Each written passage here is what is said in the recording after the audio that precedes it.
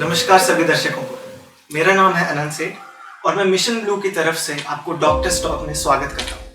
आज हमारे साथ रांची के 3 मशहूर और एक्सपर्ट डॉक्टर्स मौजूद हैं जो कि हमें कोरोना वायरस के रिलेटेड सारी जानकारी देंगे। हमारे साथ है डॉक्टर संजय कुमार जो कि मेडिका सुपर स्पेशलिटी हॉस्पिटल में सीनियर न्यूरो सर्जन है। He is also the director of neuro sciences and vice chairman of the hospital. Thank you doctor for joining us today. We also have on board doctor Nishit Kumar जो कि Orchid medical hospital में respiratory medicine and interventional pulmonology consultant है। और हमारे साथ है doctor तापस कुमार साहब जो कि मेदांता हॉस्पिटल के क्रिटिकल केयर डिपार्टमेंट के सीनियर कंसल्टेंट और हेड है। वेलकम डॉक्टर, स्वागत है आप सभी का and thank you for giving us your valuable time. I thank and welcome the organisers doctor Pankaj Soni, president of the Mission Blue Foundation, and Mr. Rajesh Singh, the chairman of Ranchi Press Club. I also thank the team of the Yellow Screen for their contribution. Your efforts are really appreciated. Doctor साहब, show में आने के लिए बहुत बहुत आपका धन्यवाद, आभार। एक सवाल मैं पूछना चाहता हूँ, बहुत सवाल गूंज रहा है ये कि ये कहाँ से आया, ये वायरस की उत्पत्ति कहाँ से हुई। कहीं हम न्यूज़ में देखते हैं कि चमगादड़ खाने से या किसी ऊंचा मार्केट से आया, कभी ऐसा भी सुनने में आ रहा है कि इसको तैयार किया गया था। ये इसकी उत्पत्ति या पहला केस जो आया, जिसको केस 0 बोलते हैं, पेशेंट 0, वो वुहान नाम के हुबई प्रोविंस जो चाइना में है वहाँ से आया था। वहाँ पे एक विश्व का एक उत्कृष्ट वायरोलॉजी लैब है और वो लेवल 4 का लैब है जिसमें कि बहुत सारे प्रिकॉशंस होते हैं, उस पर रिसर्च होती है। जानकारी में ये भी आई है कि उस लैब में 1500 प्रकार की वायरसेस स्टोर की गई है और रिसर्च पर्पसेस के लिए ही होती हैं। अब ये वहाँ से लीक होके लोगों समाज में गया और वहाँ से फैला या वेट मार्केट से निकल के फैला, ये तो जब भी फाइनल कंक्लूजन आएगा, विकसित देश जब इस पर रिसर्च कर रहे हैं तो ये तो एपिडेमियोलॉजिस्ट इसके बारे में आएंगे समय के साथ। सर, मेरा एक सवाल है कि जैसे किसी को भी अगर ठंड लगती है या फीवर होता है तो उसे लगता है कि शायद कोविड के सिम्टम्स हैं, तो कैसे डिफ्रेंशिएट कर सकते हैं कि कोल्ड के क्या सिम्टम्स हैं और कोरोना के क्या सिम्टम्स हैं? ओके। कोरोना से जो इन्फेक्शन होता है उसमें भी लोगों को सूखी खांसी होती है, उसमें भी बदन दर्द होता है, बुखार आता है, सांस लेने में तकलीफ होती है, कमजोरी लगती है। तो ये सारी चीज़ें अगर आप देखिएगा तो जो मौसम चेंज होने के साथ जो सर्दी खांसी होता है उसमें भी ऐसा ही होता है। तो ये बोलना कि सिर्फ सिम्टम के बेसिस पे डिफ्रेंशिएट कर लें कि ये कोरोना है या नॉर्मल सर्दी खांसी, ये बहुत मुश्किल है। लेकिन यहाँ पे ये बात समझना होगा कि अगर अभी भी हम लोग जो है वो स्टेज 2 में हैं, अभी भी ICMR या हमारी गवर्नमेंट जो है वो ये डिक्लेयर नहीं की है कि हम लोग स्टेज 3 में एंटर कर गए हैं। तो स्टेज 2 का मतलब होता है कि कहीं ना कहीं पर सिर्फ ऐसे लोगों को चिंतित होने की आवश्यकता है जो कि किसी कोरोना पॉजिटिव मरीज के संपर्क में आए हैं या फिर ऐसे लोग जो कि बाहर से आए हैं और जिनको इस तरह की सर्दी खांसी की समस्या है। अन्यथा जो लोग लॉकडाउन ऑलमोस्ट 1 महीना हो गया है, तो अगर 1 महीने से जो कि घर में बंद हैं और अगर उन्हें सर्दी खांसी हो रहा है और अगर वो पूरी तत्परता के साथ अगर लॉकडाउन का पालन कर रहे हैं, यानी कि वो बाहर नहीं निकल रहे हैं, घूम नहीं रहे हैं, फिर नहीं रहे हैं, तो फिर उन्हें कोई घबराने की आवश्यकता नहीं है। ये नॉर्मल सर्दी जुकाम भी हो सकता है। जो सामान्य स्थिति में जो इन्फेक्शन होता है उसमें सिम्टम्स जो आते हैं वो मैंने पहले भी बताया है कि वो सर्दी खांसी से मिलते जुलते हैं। उसमें बदन दर्द होना, खांसी का आना, बुखार आना, ये सारी चीज़ें होती हैं। सांस लेने में दिक्कत भी हो सकती है। लेकिन जो एसिम्प्टोमेटिक कैरियर होते हैं, कई सारे लोग ऐसे भी होते हैं जो कि जिनमें कोई भी सिम्टम नहीं दिखे, जो कि क्लासिकल सिम्टम्स की जब हम बात करते हैं तो उनमें कोई भी सिम्टम्स नहीं दिखते हैं, इसके बावजूद उनके अंदर वायरस होता है और वो इन्फेक्शन होता है। एसिम्प्टोमेटिक कैरियर के बारे में बताना इसलिए भी ज़रूरी है क्योंकि अभी एक नए रिसर्च से सामने आया है कि 10% इन्फेक्शन जो है वो इन लोगों के द्वारा भी फैल रहा है। तो ऐसा भी हो सकता है कि कोई आप कोरोना पीड़ित किसी पेशेंट के आप संपर्क में आए हों और आपको कोरोना हो गया हो, इन्फेक्शन हो गया हो, लेकिन आपको कोई सिम्टम्स डेवलप नहीं हुआ। तो इसमें अभी जो गवर्नमेंट की जो डायरेक्टिव है, जो गाइडलाइंस है, उसमें ये है कि अगर आप किसी भी कोरोना पीड़ित जो पॉजिटिव पेशेंट आता है उसके संपर्क में आए हैं तो 14 दिन के लिए आपको क्वारंटाइन कर दिया जाता है। ये सारे एज ग्रुप्स को अफेक्ट करती है, बट अगर आप सिवियरिटी देखें तो फिर ये जो ओल्ड लोग हैं, जो कि वृद्ध लोग हैं, जो कि 60 साल के ऊपर हैं, जिनको कोई कोमॉर्बिडिटी यानी कि उनको कोई अन्य बीमारी भी है, जैसे कि हृदय संबंधी अगर कोई बीमारी है, हाइपरटेंशन है, मधुमेह है इत्यादि, अगर किसी को, या कोई इम्यूनोसप्रेसिव मेडिसिन ले रहे हैं, जैसे कि कई लोग होते हैं जो कि गठिया से पीड़ित होते हैं या अन्य बीमारी से पीड़ित होते हैं, कुछ लोग होते हैं जिनका ऑर्गन ट्रांसप्लांटेशन हुआ है, किडनी ट्रांसप्लांट के लोग हैं, वो लोग कई ऐसी दवाइयों का सेवन कर रहे होते हैं जिससे उनकी इम्यूनिटी कम हो जाती है। तो ऐसे लोगों में इसकी सिवियरिटी ज़्यादा देखी गई है, वो पेशेंट का क्रिटिकल होने का संभावना कहीं ज़्यादा है बनिस्बत जो यंग लोग अफेक्ट हो रहे हैं। कौन कौन से टेस्ट अवेलेबल हैं और उसकी क्या प्रक्रिया है? ये एक आरएनए वायरस है, तो उस बेसिस में इसको पीसीआर टेस्ट बोला जाता है, RT-PCR, reverse transcriptase polymerase chain reaction. तो वो टेस्ट जो है वो डायग्नोस्टिक टेस्ट है, उसकी सेंसिटिविटी और स्पेसिफिसिटी देखा जाए तो बाकी टेस्ट से काफ़ी ज़्यादा है।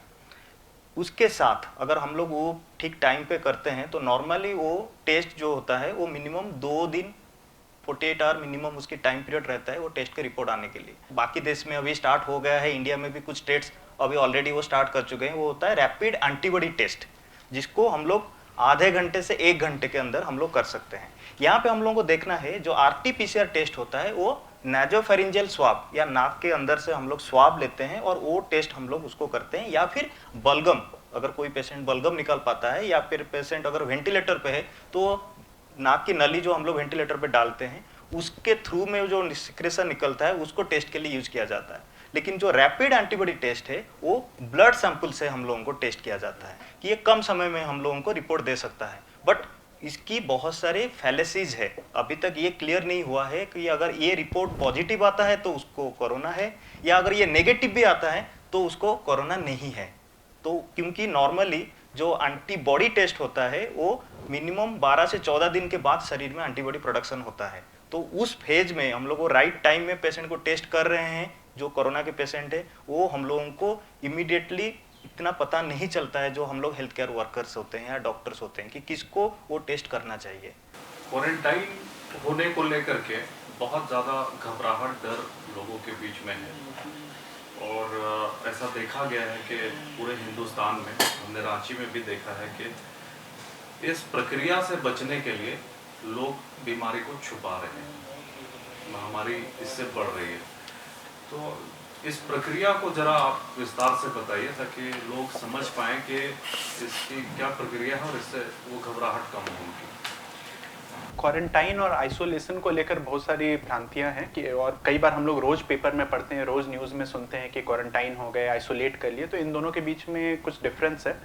क्वारंटाइन बेसिकली उन पेशेंट्स को किया जाता है जिनमें संभावना हो, बीमारी की संभावना हो, जैसे अगर कोई बाहर से आया है, ट्रैवल करके रहा है, या कोई ऐसे किसी पेशेंट के संपर्क में आया है जो कि कोविड पॉजिटिव था, तो उन लोगों को क्वारंटाइन कर दिया जाता है। और आइसोलेट उन लोगों को किया जाता है कि अगर जो कि सस्पेक्ट हैं, अगर उनका टेस्ट होता है और अगर वो पॉजिटिव आ जाते हैं तो फिर उनको मान लिया जाता है कि वो कोविड-19 से पीड़ित लोग हैं और फिर उनको आइसोलेट कर दिया जाता है। और आइसोलेट जब भी किया जाता है तो फिर वो किसी हेल्थ केयर फैसिलिटी में जो कि कोविड-19 के लिए डेजिग्नेटेड है, जैसे झारखंड में रिम्स है, तो वहाँ पे फिर उनको आइसोलेट कर दिया जाता है और उसमें जितने भी डॉक्टर्स रहते हैं वो लोग फिर उनको देखते हैं।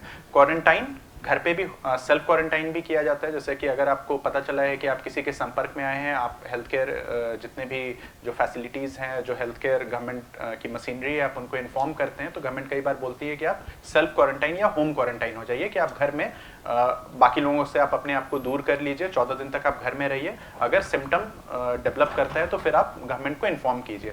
इन सारे पेशेंट्स पे गवर्नमेंट कड़ी नज़र रखती है। अगर उनमें सिम्टम डेवलप होता है तो फिर उनकी टेस्टिंग भी की जाती है। अगर वो पॉजिटिव आते हैं तो फिर उनको शिफ्ट कर दिया जाता है आइसोलेशन फैसिलिटी में। अगर वो नेगेटिव रहते हैं तो फिर तब भी उनको 14 दिन के लिए क्वारंटाइन कर दिया जाता है। झारखंड के इंफ्रास्ट्रक्चर के बारे में आप थोड़ा बताइए, जो अभी सिचुएशन है इसमें हम कितने तैयार?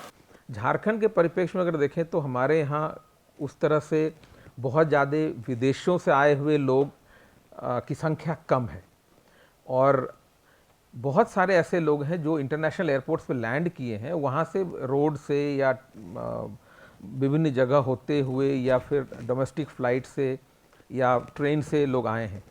अब ऐसे लोगों को बृहद पैमाने पे स्क्रीन करना जितना संभव हो सका सरकार के लिए उन्होंने थर्मल स्कैनर से किया। थर्मल स्कैनर सिर्फ टेम्परेचर बताता है कि उस समय आप बुखार से ग्रसित हैं कि नहीं है।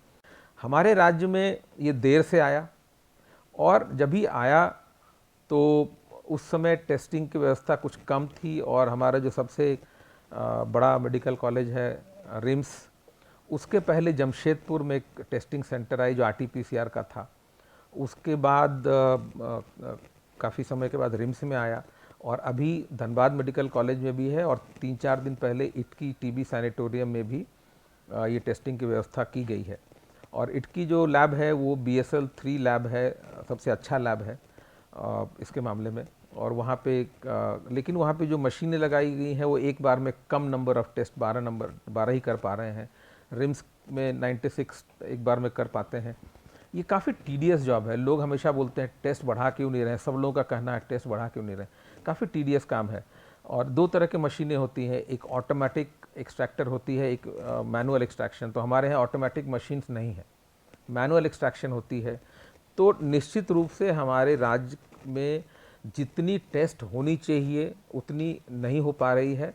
सरकार प्रयासरत जरूर है और भी सेंटर्स खोलने के लिए। तो जो भी अभी आंध्र प्रदेश में बहुत सारे टेस्टिंग हो रही है, उनके ये भी नंबर्स ऐड होते हैं तो लगता है कि उनके यहाँ 1000 इतनी लाख में टेस्ट हो रही है, हमारे यहाँ कम क्यों हो रही है। हमारे यहाँ सिर्फ RT-PCR हो रहा है, इसलिए नंबर्स अभी कम है। ये नंबर्स बढ़नी चाहिए निश्चित रूप से। और आने वाले समय में जैसे जैसे टेस्टिंग बढ़ेगी वैसे वैसे आपके नंबर्स भी बढ़ेंगे। इसके अलावा कोई टेस्टिंग की एक नई पद्धति और भी है जो पूलिंग कर बोलते हैं। ये पूलिंग टेस्ट जो है ये हॉटस्पॉट एरिया वालों के लिए नहीं है, वहाँ के लिए I think I am right कि ये पूलिंग हॉटस्पॉट के लिए नहीं, ये सर्विलेंस के लिए है।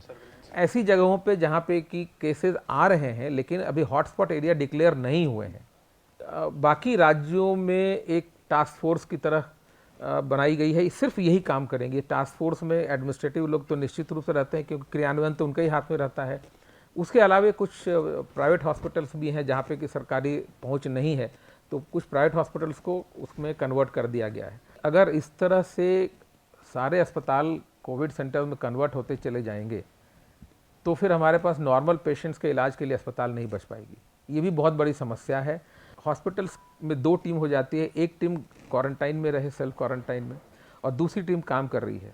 खुदा ना खास्ते अगर किसी को इन्फेक्शन हुई तो बाकी लोगों को बचाने के लिए ये जो क्वारंटाइन में टीम है ये आ जाए फ्रंट पे, और जो इन्फेक्टेड टीम है वो क्वारंटाइन में चल जाए। तो ये एक स्ट्रैटेजी पूरे राज्य लेवल पे करनी चाहिए। इस तरह के बीमारी को जो लोग ट्रीटमेंट देते हैं वो लोग यूनिक होते हैं, जैसे कि इंटेंसिविस्ट हो गए, पल्मोनोलॉजिस्ट हो गए, या ICU और इमरजेंसी नर्सेस जो सीरियस पेशेंट को हैंडल करते हैं, उनकी भी नंबर्स झारखंड के हिसाब से काफ़ी कम है। वेंटिलेटर्स नंबर भी हम लोगों के स्टेट में बाकी स्टेट के हिसाब से कम है। ICU बेड्स उसकी भी नंबर्स कम है। तो हम लोग जो हेल्थ केयर वर्कर्स जो कोरोना वॉरियर्स है उन लोगों को भी प्रोटेक्शन के लिए एडिक्वेट PPE जो पर्सनल प्रोटेक्टिव इक्विपमेंट है वो उसको भी हम लोगों को उस लेवल पे लेके उन लोगों के पास प्रोवाइड करना जरूरी है, नहीं तो जो आज सेवा दे रहे हैं वो लोग कल रोगी हो जाएंगे। झारखंड के परिप्रेक्ष्य में अगर बात करूं तो कहीं ना कहीं पर जो हम लोगों का ज्योग्राफिकल लोकेशन है प्लस जो टोपोग्राफी है वो हम लोगों के लिए एक पॉजिटिव है। नॉर्मल समय में भी बहुत सारे जो गांव हैं वो जंगल में हैं या बहुत ही दुर्गम जगह पर हैं, पहाड़ पे स्थित हैं, जहां पर नॉर्मल समय में भी आना जाना बहुत मुश्किल होता है अगर आप उसको कंपेयर कीजिए उत्तर प्रदेश से या दिल्ली, बॉम्बे, महाराष्ट्र ये सब से। तो कहीं ना कहीं पे ये सारे जो गांव है वो अपने आप में सेल्फ आइसोलेट हो गए हैं इस समय में। डॉक्टर निशित, ये पहले मैंने पूछा था इस पर, ये प्लाज्मा थेरेपी क्या है, कितना कारगर है? देखिए, प्लाज्मा थेरेपी अभी एक नया उभरता हुआ आया है। इसमें क्या करते हैं कि जैसे जो भी पेशेंट अगर कोविड-19 इन्फेक्शन से पीड़ित है और जब वो ठीक हो जाता है तो उसके ब्लड को ले लिया जाता है, ठीक है, और उसमें से प्लाज्मा को अलग कर लिया जाता है। यहाँ पे ये समझना होगा कि अगर कोई भी व्यक्ति जो कि बीमारी से ठीक हो गया है तो उसके अंदर उस रोग से लड़ने की प्रति क्षमता बढ़ जाती है, एंटीबॉडीज डेवलप हो जाता है। तो इसमें भी यही कंसेप्ट है कि जो प्लाज्मा है उसमें एंटीबॉडीज रहता है जो कि आपका कोविड-19 के अगेंस्ट कारगर होता है, या कह सकते हैं कि कोरोना वायरस के अंदर के अगेंस्ट कारगर होता है। इसी प्लाज्मा को ऐसे मरीज जो कि कोविड-19 से पीड़ित हुए हैं, नए मरीज, उनमें ट्रांसफ्यूज कर दिया जाता है। जैसे खून चढ़ाया जाता है उसी तरह से इसे चढ़ाया जाता है। बहुत सारी स्टडीज़ हो रही हैं, चल रही हैं। शुरुआती स्टडीज़ में ऐसा पाया गया है कि इसके ट्रांसफ्यूज करने से पेशेंट को सीरियस फॉर्म ऑफ इलनेस से बचाया जा सकता है। तो जो कारगर उपाय होता है पूरी तरह से ठीक करने का, वो बचाव ही होता है। और बचाव कैसे हो सकता है? एक तो है आपका वैक्सीन। तो वैक्सीन जब भी डेवलप हो जाएगा तो वो बहुत ही बड़ी उपलब्धि होगी। उससे अगर आप सारे लोगों को अगर आप वैक्सीनेट कर देते हैं, जैसे कि अभी भी आप इन्फ्लुएंजा का वैक्सीन हर साल कई लोगों को दिया जाता है, तो अगर वैक्सीनेट कर देते हैं तो फिर उससे बहुत ज़्यादा फायदा होगा। बट वैक्सीन का ट्रायल जो होता है वो काफ़ी लंबा चलता है और वो कब तक उपलब्ध होगा इस पे बोल पाना मुश्किल है। सेकंड जो एक बात हम लोग रोज सुनते हैं वो है कि हर्ड इम्यूनिटी। हर्ड इम्यूनिटी क्या होती है? अगर किसी भी पॉपुलेशन में, जैसे इंडिया के पॉपुलेशन जो है वो 135 करोड़ है, अगर इसमें से 60% से लेकर अगर 80% तक अगर लोग इन्फेक्ट हो जाते हैं तो कहीं ना कहीं उनके अंदर में रोग से लड़ने की जो रक्षा प्रणाली है वो मजबूत हो जाएगी और फिर बाकी जो 20 से 40% लोग जो बचे हुए हैं वो खुद ब खुद प्रोटेक्ट हो जाएंगे, क्योंकि आप इन्फेक्शन को कट कर दीजिएगा।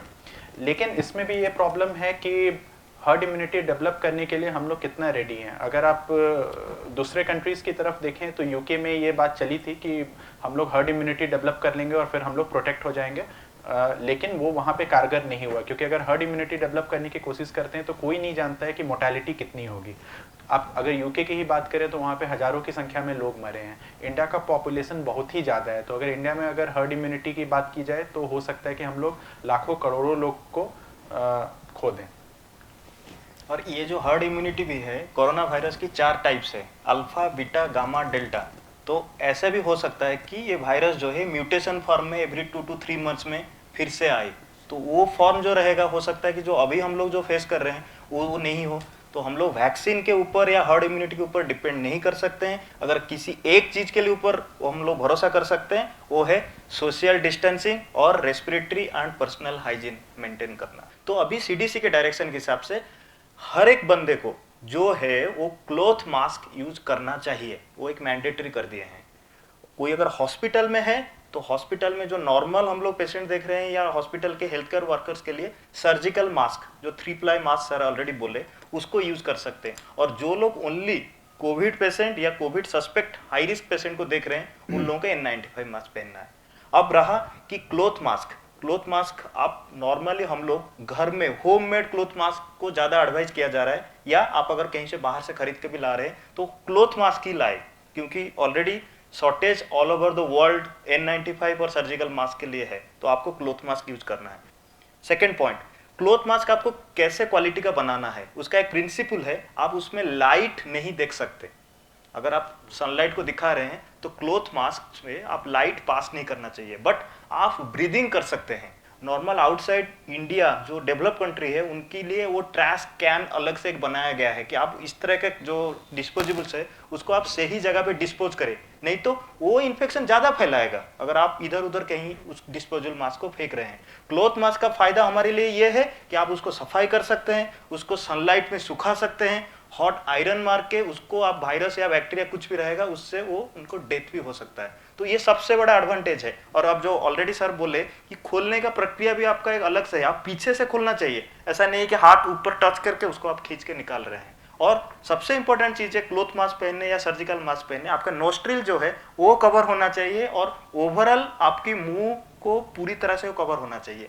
एक मिसकंसेप्शन मैं क्लियर करना चाहता हूं, जो सर्जिकल मास्क है या क्लॉथ मास्क है ये आपसे दूसरे को इन्फेक्शन नहीं जाए उसके लिए पहना जाता है। नॉर्मल लोगों का क्या इंफॉर्मेशन है कि मैं मास्क पहना हूं तो दूसरा कोई अगर इन्फेक्शन है उससे मुझे नहीं आएगा, ये एक मिसकंसेप्शन है। ओनली N95 या रेस्पिरेटर जो है वो आपको दूसरे से इन्फेक्शन से बचाता है। तो अगर अभी कई जगह ऐसा देखा जा रहा है कि हेल्थ केयर वर्कर्स के पास पीपीई की कमी है और बाहर में लोग धड़ल्ले से N95 मास्क या फिर पीपीई पहनकर घूम रहे हैं, इसमें ये समझना बहुत ज़्यादा ज़रूरी है कि अगर आप वेंटिलेटर सपोज आप ख़राब हो जाता है तो आप फिर भी आप नए वेंटिलेटर बना सकते हैं। लेकिन अगर आप इटली का ही एग्जांपल लें तो वहाँ पर जितने भी हेल्थ केयर वर्कर्स जो काम कर रहे हैं उसमें से 20% लोग जो हैं वो कोरोना से ग्रसित हुए हैं और उन लोगों को फिर क्वारंटाइन कर दिया गया है। 100 से ज़्यादा डॉक्टर्स की मृत्यु हो चुकी है वहाँ पर इटली में।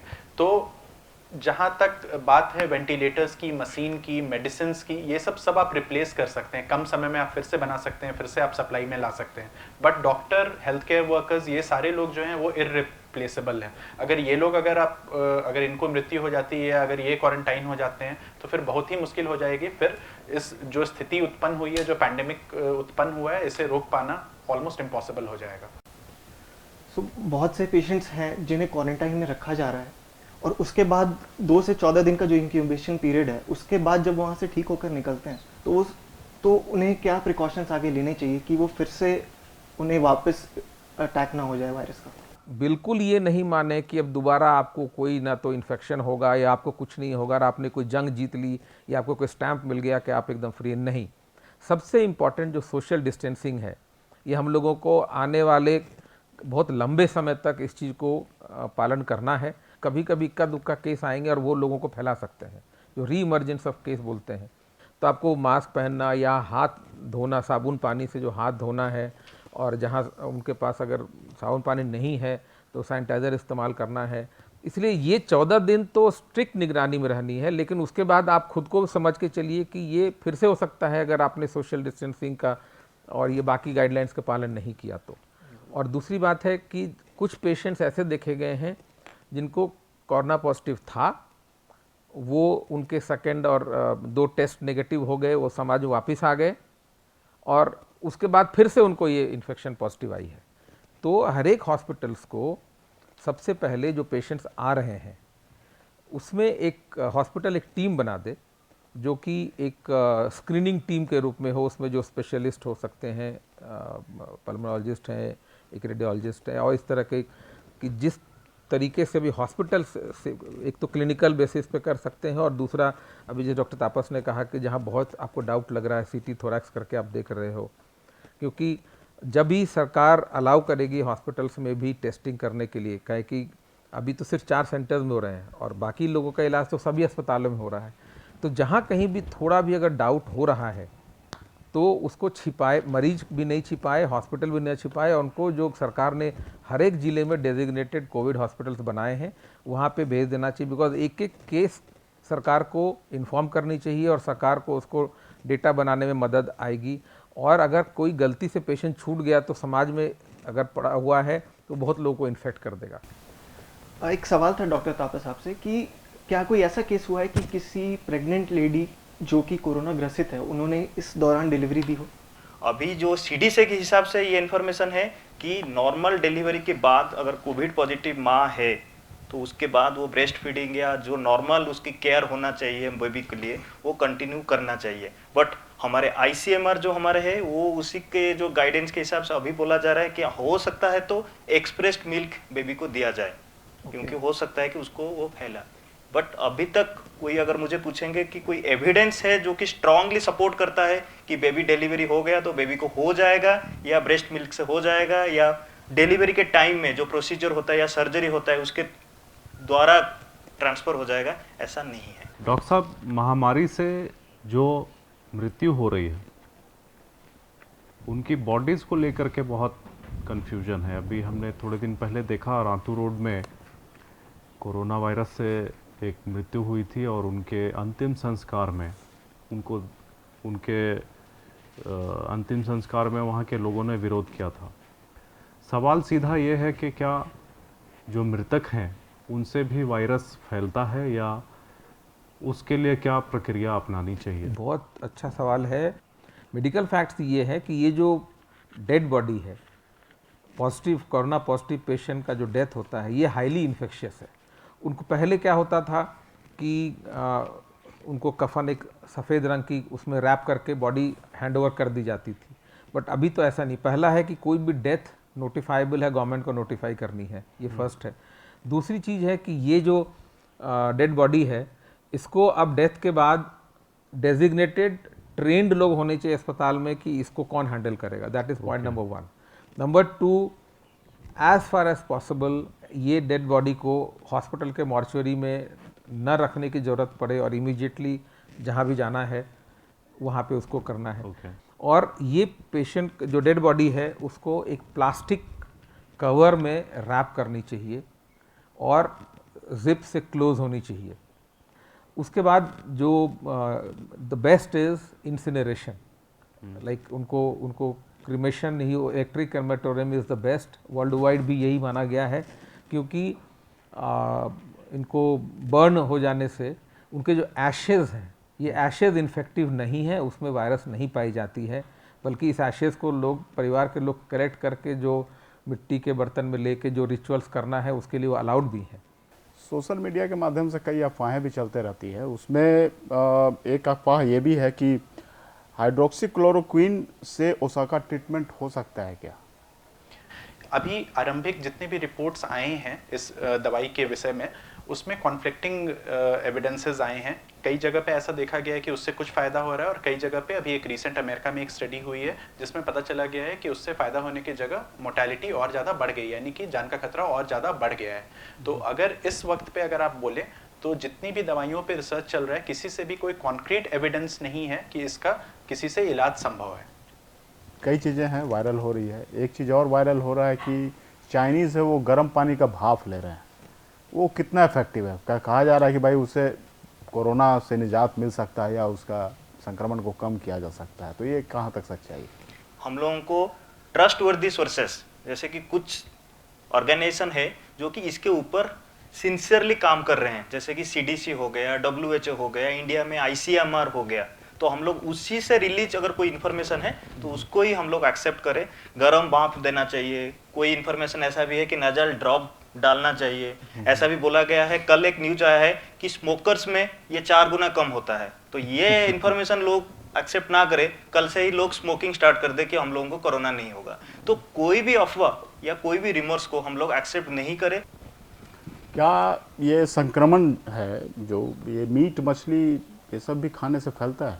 मीट मछली खाने से ये फैलता है ये अभी तक क्लियर नहीं हुआ है, लेकिन एक प्रिकॉशन जो कि हम लोग सब लोग उसको मानते भी है कि रॉ फूड, रॉ मांस जो होता है कि वो कच्चा, अगर हम लोग कहीं से भी कुछ भी मांस होता है, मछली होता है, उसको खाने के लिए WHO ने वो स्ट्रिक्टली मना किया है। आप उसको पका के या गर्म पानी में उसको अच्छे से, पहला तो है कि उसको साफ किया जाए, और दूसरा है उसको अच्छे से गर्म करके कि उसमें कोई भी वायरस हो, एटलीस्ट 100 डिग्री पानी, उबलना हुआ पानी में वो उसको गर्म करके फिर उसको रसोई करके आपको खाना चाहिए। मेरा सवाल डॉक्टर निशित से है।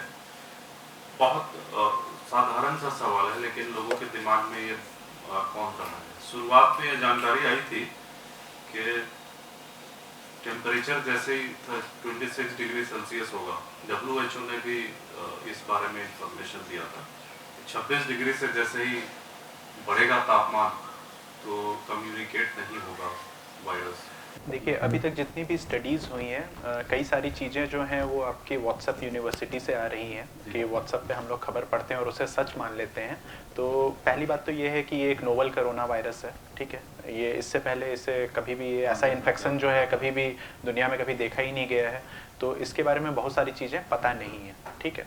लेकिन अगर हम बाकी जितने भी वायरल इन्फेक्शन होते हैं, जो रेस्पिरेटरी ट्रैक्ट इन्फेक्शन होते हैं, जैसे कि स्वाइन फ्लू हो गया, इन्फ्लुएंजा हो गया, अगर ये सब पे अगर हम लोग ध्यान दें तो सामान्यतः ये जहाँ पे ठंड ज़्यादा पड़ती है उस जगह पर इनका प्रकोप ज़्यादा होता है, ठीक है।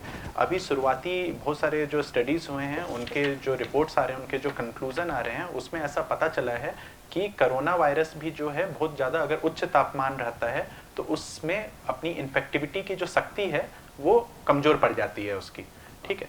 तो ऐसा माना जा रहा है कि हो सकता है कि इन्फेक्शन रेट थोड़ा कम हो जाए गर्मी आने के साथ, लेकिन ऐसा बिल्कुल भी नहीं है कि वो ख़त्म हो जाएगा। ऐसा अभी बोलना बिल्कुल भी गलत होगा। तो इसीलिए इस बात के लिए हम लोग को कहीं ना कहीं प्रिपेयर्ड रहना होगा कि ये वायरल इन्फेक्शन पूरी तरह से ख़त्म नहीं होने वाला है। जिस तरह से TB, स्वाइन फ्लू ये सब के साथ हम लोग जीना सीख लिए हैं, उसी तरह से इसके साथ भी हम लोगों को जीना सीखना पड़ेगा। और पर्सनल हाइजीन और कम्युनिटी लेवल पे हाइजीन मेंटेन करना हमेशा ही ज़रूरी है। इम्यूनिटी को लेकर के भी बातें हुई, क्योंकि हिंदुस्तान में पॉपुलेशन बहुत थिक है। इटली, स्पेन, अमेरिका में हमारे से थोड़ा सा कम है। हमारे यहाँ बताते हैं कि इम्यूनिटी बाकी कंट्रीज से ज़्यादा है, इसलिए हमारे यहाँ स्प्रेड कम हो रही है। ऐसा कोई सिचुएशन है क्या? ये जो कि नोवेल कोरोना है, इसके प्रति तो इम्यूनिटी नहीं है ना, और इसके प्रति तो एंटीबॉडी अभी डेवलप नहीं हुआ है। लेकिन तो हम उस इम्यूनिटी से को एक ढाल की तरह इस्तेमाल करना चाहते हैं कि वो इम्यूनिटी हमको है और हम कोरोना से बच जाएंगे। इम्यूनिटी है, लेकिन ये कोरोना के प्रति इम्यूनिटी नहीं है, तो ये एक भ्रांति है, इससे हमको बचना होगा। डॉक्टर साहब, कोरोना वायरस को लेकर के समाज के बीच में सोशल मीडिया, अखबार और भी कई सूत्रों से लगातार कुछ न कुछ डरावनी खबरें आती रहती है। इसको लेकर के बहुत भ्रांतियां भी देखने को मिल रही कि लोगों के बीच में फैल रही है। कई डिप्रेशन के केसेस भी नोटिस किए जा रहे हैं। इस पर आप अपने विचार रखिए। देखिए, जितना भी ज़्यादा आप नेगेटिव न्यूज़ सुनिएगा, अभी कई लोग क्या कर रहे हैं कि दिन भर घर में बैठे हुए हैं, वो रोज़ चेक कर रहे हैं कितने डेथ्स हुए। पेपर में जो पॉजिटिव न्यूज़ है उसकी जगह वो नेगेटिव न्यूज़ देख रहे हैं कि बाकी जगह कितने लोग मरे, कितने लोग क्रिटिकल हुए। तो ये सारी चीज़ें जो हैं, एक तो देखना बंद करें। जो पॉजिटिव न्यूज़ है उसके तरफ ज़्यादा ध्यान दें। आप ये भी देखें कि बहुत सारे लोग इंडिया में स्वस्थ भी हो रहे हैं। अगर बाकी दुनिया के कंपैरिजन में अगर आप इंडिया में देखें तो केस फैटेलिटी रेट, जो मृत्यु दर है वो कम है। अगर आप दिन भर नेगेटिविटी में डूबे रहते हैं, अगर आप नकारात्मक सोच रखते हैं, तो आप दिन पर दिन अपने आप कमज़ोर होते जाएंगे, आपकी इम्यूनिटी कम होते जाएगी और उस स्थिति में आपको इन्फेक्शन होने का चांसेस ज़्यादा रहेगा। जहाँ तक मौका मिले आप अपने ज़िंदगी को पॉजिटिविटी की ओर ले जाएं। बहुत सारे तरीके हैं इसके। अगर इंडिया के ही परिप्रेक्ष्य में देखें तो यहाँ पे हमारे योग बहुत ही कॉमन है। अगर आप योगा करते हैं, अगर आपको कुछ शौक है, अगर आपको म्यूज़िक सुनने का शौक है, आप म्यूज़िक सुन सकते हैं। ये बहुत ही अच्छा टाइम है जिसमें आप अपने घर परिवार वालों के साथ अपना समय व्यतीत कर सकते हैं, बच्चों को पढ़ा सकते हैं, बच्चों को नई नई चीज़ें सिखा सकते हैं। सवाल डॉक्टर संजय से है, लॉकडाउन खुलने के बाद मेडिकल एस्पेक्ट से क्या सिचुएशन रहेगी कंट्री में, राज्य में? लॉकडाउन खुलने के बाद में एक चीज़ जो सबसे नोटिस करने वाली बात होगी कि ये इतने दिनों तक बहुत सारे पेशेंट्स जिनको कहा गया था कि अगर बहुत ज़रूरत ना हो तो अस्पताल ना आएँ, अब उनके बहुत सारे पेशेंट जो पुराने पेशेंट जिनको फॉलोअप की ज़रूरत होगी, वो एक साथ जल्दी से जल्दी पहले अपने डॉक्टर से मिलने की कोशिश करेंगे। दूसरी चीज़ मैं जो सोच रहा हूँ कि लॉकडाउन जब भी ख़त्म होगा ये तो क्लियर नहीं है, लेकिन उस समय तक में बहुत सारे अस्पतालों के बहुत सारे डॉक्टर्स भी क्वारंटाइन में जा चुके होंगे। वो उस समय अवेलेबल होंगे कि नहीं हॉस्पिटल में पेशेंट्स को देखने के लिए, क्योंकि इन्फेक्शन लॉकडाउन के नेक्स्ट डे से तो ख़त्म नहीं होने वाला है, वो तो रहना ही है। तो ये सारे प्रैक्टिसेस जो हॉस्पिटल में अभी लागू किए गए हैं, हैंड वॉश करके अंदर जाना है, एक एक करके जाना है, इस तरह की प्रैक्टिसेस उस समय भी रहेंगी हॉस्पिटल्स में। और दूसरी चीज़ है केयर एट होम अगर हो पाए, मान लीजिए कुछ ऐसी चीज़ें, it's an opportunity for hospitals also कि वहाँ पे कुछ ऐसी व्यवस्था करें कि वहाँ के लोग उनको जाके घर में देख लें और दवाइयाँ उनको घर पे पहुँच जाए, महीने महीने जो दवाइयाँ खरीदने। तो बहुत सारे लोगों को बाहर निकलने की शायद ज़रूरत नहीं पड़ेगी। ये ऑलमोस्ट गैर जरूरी से बात मैं बोल रहा हूँ, उनको कष्टकारी है। और बहुत सारे घरों में ऐसे बुजुर्ग हैं जिनके कि बच्चे विदेशों में पढ़ रहे हैं और इनके घर यहाँ सिर्फ 2 लोग हैं, इनके पास सब कुछ है लेकिन एक आदमी नहीं है हॉस्पिटल ले जाने के लिए। ऐसे घरों की संख्या बढ़ रही है। तो यहाँ पे ऐसे लोगों को इस तरह के एक, जैसे आप बैंक में रिलेशनशिप मैनेजर देखते हैं, अगर इस तरह के लोग मेडिकल फील्ड में भी हों और हॉस्पिटल अगर उनको जाना है तो उनके लिए वो अपॉइंटमेंट बुक कर दें, उनके लिए एम्बुलेंसेज इंतजाम कर दें। ये चीज़ मैं चाहता हूँ कि डेवलप हो, और ख़ास करके रांची जैसे शहर में डेवलप होती है तो बहुत बड़ा एक वैल्यू एडिशन होगा हेल्थ केयर में।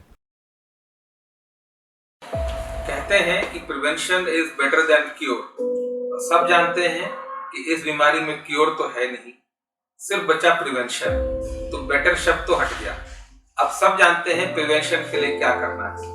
मेरी सबों से एक विनती है, गुजारिश है कि प्रिवेंशन के सारी बातों पे ईमानदारी से ध्यान दें ताकि हम सब लोग मिलके इस बीमारी को भगा पाए, और यही इसका क्योर है। देखिए, मुश्किल की घड़ी तो जरूर है, पैंडेमिक है, पूरी दुनिया में लोग परेशान हैं, डरे हुए हैं, बट सकारात्मक सोच रखना बहुत ही ज़्यादा ज़रूरी है। इस मुश्किल की घड़ी में अपना सारा ध्यान जो है पॉजिटिविटी की ओर कंसंट्रेट करें और जहाँ तक हो सके सावधानी रखें, क्योंकि अगर सावधानी हटती है तो दुर्घटना घट सकती है। पैनिक बिल्कुल भी ना हो, बस सावधानी मेंटेन करें।